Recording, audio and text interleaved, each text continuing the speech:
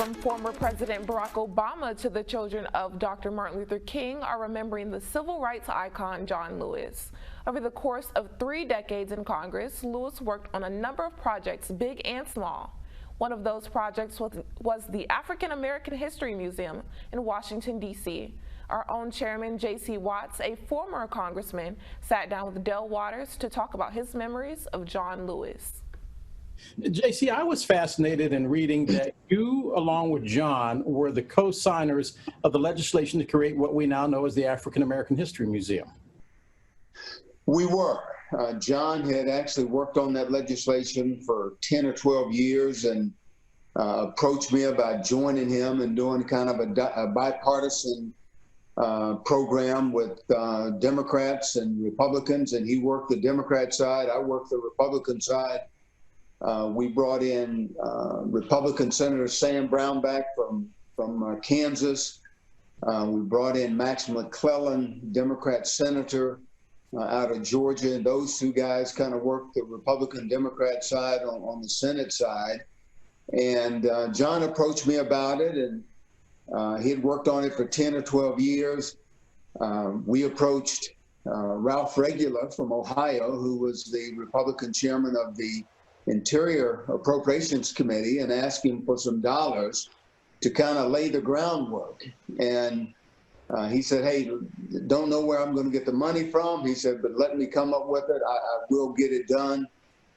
4 months later, we had the money, had the dollars to kind of create the foundation for the museum. And of course, the rest is history. But that was a John Lewis effort. I'm tickled that he got to see it. You can watch the rest of that interview on DC Today tomorrow morning at 9 on the Black News Channel. Hong Kong has announced it will tighten its social distancing regulations further amid rising a confirmed COVID-19 case. More than 100 new cases have been reported in the last 24 hours, the highest daily increase the city has seen so far. This brings the total number of cases to nearly 2,000. These new restrictions include a return to work from home for all non-essential civil servants. The government is also expected to extend the mandatory use of face masks to include all enclosed public spaces. Linkin Park is the latest band to tell the Trump campaign to stop using its music. The president retweeted a video featuring the song "In the End" Saturday night. The band responded in a tweet of its own saying it doesn't endorse the president. It adds that a cease and desist order has been issued. Neil Young, the Rolling Stones, and Tom Petty have all demanded the Trump campaign stop using their music as well. Save room for dessert because Sunday is National Ice Cream Day.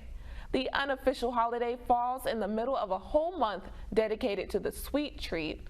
Its origins are believed to have taken place thousands of years ago when Persians put snow in a bowl with juice. Later, the Chinese started freezing dairy and salt and ice in 697 AD, and Antonio Latini is credited with the crafting of a more modern version of ice cream. He created a milk-based sorbet in Naples, Italy in 1642. You're watching BNC 24/7, Truth Illuminated, but there's another hour coming up right after the break. We're taking a live look at the Statue of Liberty. We'll be right back with BNC 24/7.